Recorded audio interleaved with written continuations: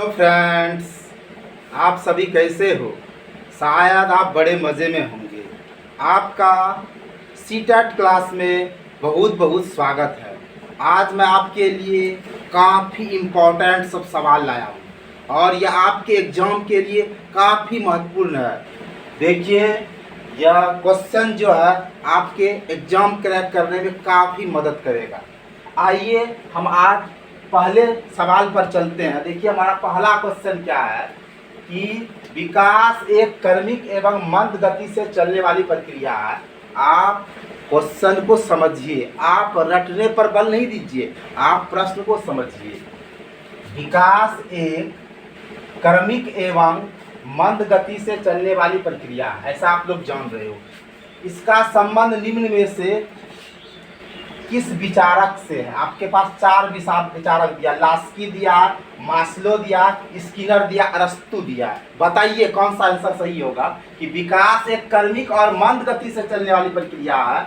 इसका संबंध निम्न में से किस विचारक से है? मैंने पिछले वीडियो में बताया था कि विकास एक क्रमिक और मंद गति से चलने वाली प्रक्रिया, ये कथन किसने कहा था? स्किनर ने कहा था। हमने आपको बताया था। इसका आंसर राइट जाएगा स्किनर। आपका आंसर ये 3 नंबर राइट जाएगा, स्किनर। देखिए, आप इसको इस ट्रिक से याद रखिएगा कि जब भी आपको कछुआ की चाल वाला बात बताए, विकास जो है कछुआ के चाल से चलता है। मैंने आपको बताया था कि विकास एकदम धीरे धीरे मंद गति से ये चलने वाली सतत प्रक्रिया। जब भी मंद गति आए, जब भी धीमा गति आए ना, जब भी कछुआ का चाल की बात आए, तो आप वहीं रखिएगा स्किनर। ठीक है, तो देखिए एक बार फिर से हम आपको समझाते हैं कि विकास एक क्रमिक, विकास एकदम सीक्वेंस में चलता है, आप जान ही रहे हैं। और मंद गति से चलने वाली प्रक्रिया एकदम धीरे धीरे चलता है, यानी कि ये बहुत स्पीड से चलता है। इसका संबंध निम्न में से किस विचारक से है? तो आप स्किनर रखिएगा। जहाँ भी विकास क्रमिक और मंद गति से आए, कछुए की चाल वाला आए, स्किनर राइट होगा। ठीक है, अब आगे बढ़िए।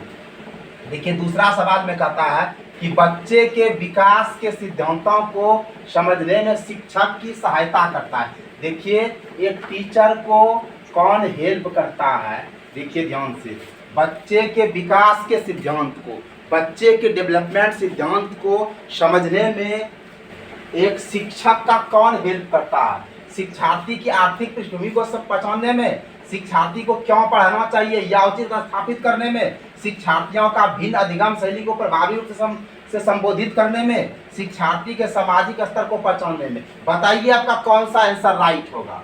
देखिए, आपका आंसर राइट होगा ये 3 नंबर। क्यों होगा 3 नंबर? देखिए, बच्चे के विकास के सिद्धांत को समझने में टीचर को कौन हेल्प करता है, ये समझिए। देखिए, टीचर का ये आर्थिक पृष्ठभूमि से कोई लेना देना नहीं है, ये धन दौलत से कोई लेना देना नहीं है।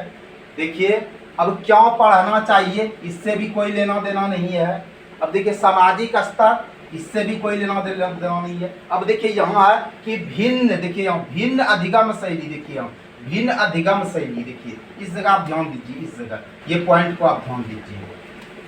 बच्चे के विकास के सिद्धांत को समझने में शिक्षक का हेल्प कैसे होता है कि भिन्न अलग अलग अधिगम शैली, अगर अलग अलग डिफरेंट जो लर्निंग स्टाइल है ना, ये प्रभावी रूप से संबोधित करने में टीचर को हेल्प करता है। एक बार आप और समझिए, बच्चे के विकास के सिद्धांत को समझने में टीचर को हेल्प कौन करेगा? अगर अलग अलग डिफरेंट टाइप का जो लर्निंग स्टाइल होगा, इसका प्रभावी रूप से संबोधित करने में टीचर को ये हेल्प करता है। ठीक है, क्योंकि देखिए अलग अलग, एक तरह का नहीं, अलग अलग डिफरेंट तरह का अधिगम शैली, यानी अलग अलग तरह का जो लर्निंग स्टाइल है, ये टीचर को मदद करता है। इसलिए आपका आंसर ये 3 नंबर राइट जाएगा। अब देखिए, हम आते हैं नेक्स्ट पर कि विकास कभी ना समाप्त होने वाली प्रक्रिया है। क्योंकि आप विकास के बारे में जानते हैं, आप डेवलपमेंट के बारे में जानते हैं कि उम्र टू टुम्ब चलता है। ये माँ के गर्भ से जो शुरू होता है, ये कब्र तक जाता है, ये कभी समाप्त नहीं होता, ऐसा आप जान रहे हैं। विकास कभी ना समाप्त होने वाला प्रक्रिया है। यह विचार किससे संबंधित है? देखिए, ये आपका अंतर संबंध तो है नहीं, ये आपका एकीकरण भी नहीं है, ये आपका अंतःक्रिया भी नहीं, ये आपका हो जाएगा 2 नंबर, निरंतरता का सिद्धांत। ये निरंतरता का मतलब होता है क्या? सतत चलने वाला, जो कभी ना खत्म हो। ये निरंतरता का मतलब ही होता है गाइस, जो हमेशा चले। देखिए विकास कभी ना समाप्त होने वाली प्रक्रिया है, यानी विकास कभी खत्म नहीं होगा। यह विचार किससे संबंधित? निरंतरता से। देखिए न समाप्त, न समाप्त, निरंतरता। देखिए इसमें भी नौ है, देखिए नौ, इसमें भी निरंतरता मतलब लगातार, कंटिन्यूअस। जैसे हमने आपको कहा था ना कि खरगोश और कछुआ का हमने कहानी भी आपको सुनाया था कि दौड़ में क्या हुआ, खरगोश रुक गया। खरगोश, हम आपको एक बात समझाते हैं, रैबिट और टर्टाइज का आपने कहानी पढ़ा है, तो रैबिट जो है ना ये वृद्धि है, और ये टर्टाइज जो है ना ये आपका विकास है।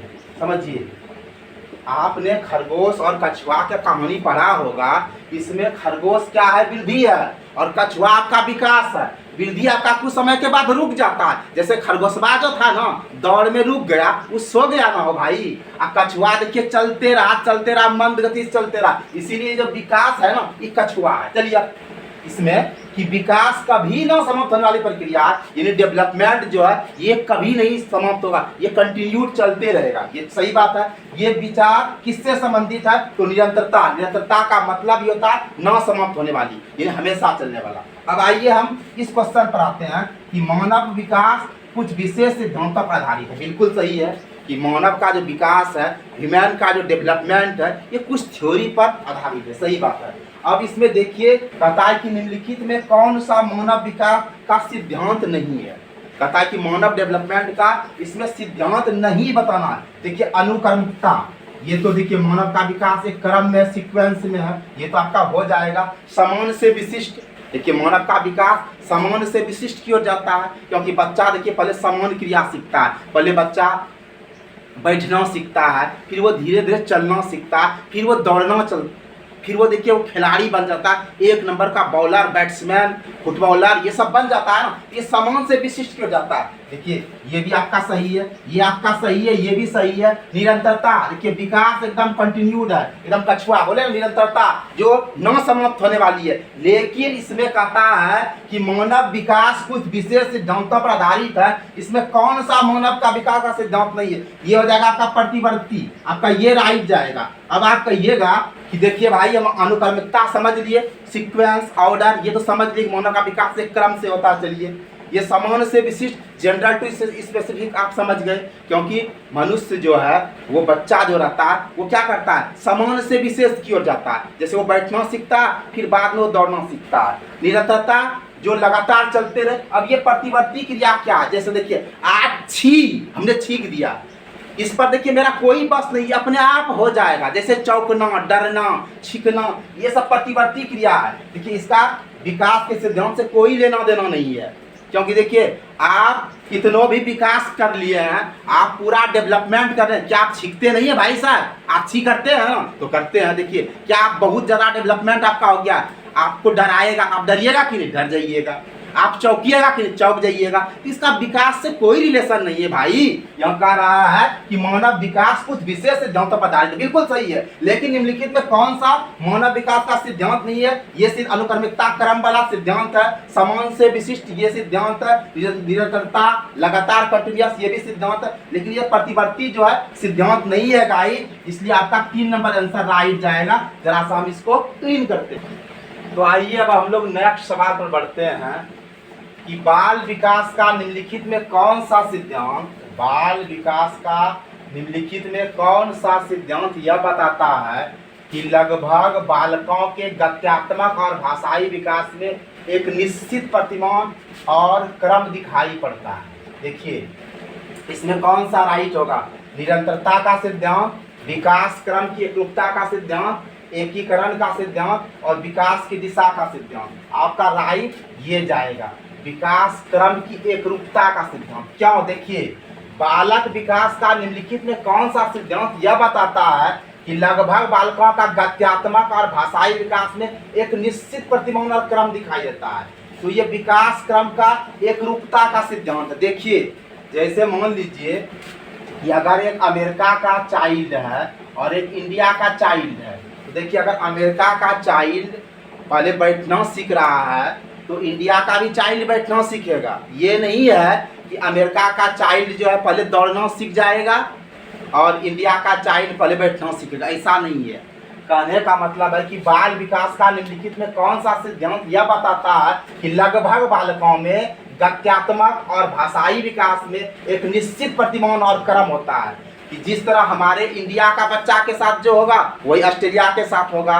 तो इसमें क्या है, ये विकास क्रम की एक रूपता का सिद्धांत है, ये आप समझ गए। अब देखिए नेक्स्ट सवाल क्या है, बाल विकास का कौन सा सिद्धांत, बाल विकास का ऐसा कौन सा थ्योरी है, बाल विकास का कौन सा सिद्धांत यह बताता है कि शारीरिक विकास की दृष्टि से पिछड़े बालक संवेगात्मक, सामाजिक एवं बौद्धिक विकास में उतने ही पीछे रह जाते हैं। देखिए सवाल को आप समझिए कि बाल विकास का कौन सा ऐसा थ्योरी है जो ये बताता है कि अगर बालक शारीरिक विकास के दृष्टि से पिछड़ गया, अगर कोई बच्चा का फिजिकल डेवलपमेंट सही से नहीं हुआ, उसमें वो पिछड़ गया, तो बच्चा संवेगात्मक, इमोशनल, सोशल और उसका जो बौद्धिक विकास है, जो उसका कॉग्निटिव डेवलपमेंट है, उसमें वो पिछड़ जाता है। ये क्या है, आपका परस्पर संबंध का सिद्धांत है। क्योंकि देखिए हम आपको बताए थे कि विकास का जो होता है 4 डोमेन होता है ना, फिजिकल, कॉग्निटिव, सोशल और इमोशनल, ये चारों में आपस में संबंध है।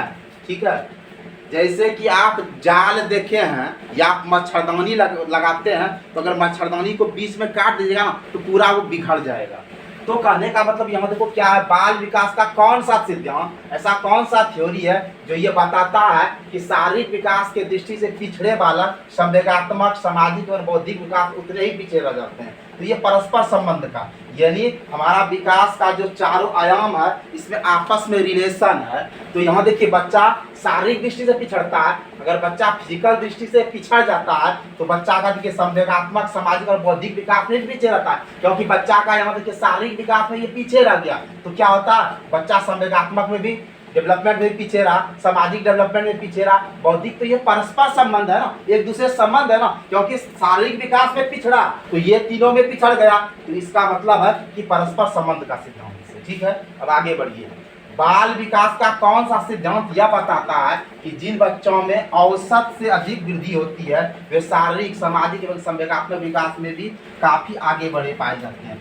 यह है आपका परस्पर का सिद्धांत, ये भी परस्पर का सिद्धांत है। देखिए इसमें भी क्या है, वही परस्पर का सिद्धांत। क्योंकि देखिए पढ़िए, समझिए कि बालक विकास का कौन सा सिद्धांत ये बताता है कि जिन बच्चे में औसत से अधिक वृद्धि होती है, अगर औसत से अधिक वृद्धि होती है तो उसका शारीरिक, सामाजिक और संवेगात्मक विकास में भी वो काफी आगे बढ़ता है। क्योंकि देखिए अगर आपका फिजिकल सही हुआ ना, अगर आपका फिजिकल सही से हो जाता है तो इसका असर और भी आयाम पर पड़ता है, इसीलिए आपका ये राइट हो जाएगा। अब देखिए आज का अंतिम सवाल को आप समझिए कि बाल विकास का निम्नलिखित में कौन सा सिद्धांत यह बताता है कि बालक सबसे पहले अपने सिर और भुजाओं की गति पर नियंत्रण करता है। देखिए बाल विकास का कौन सा ऐसा थ्योरी है जो बताता है कि एक चाइल्ड जो होता है सबसे पहले अपने सिर और भुजाओं का जो गति रहता है उस पर नियंत्रण करना सीखता है और उसके बाद फिर अपने पैर पर। तो देखिए पहले बच्चा क्या होता है, अपने सिर और भुजा पर गति नियंत्रण सीखता है। यानी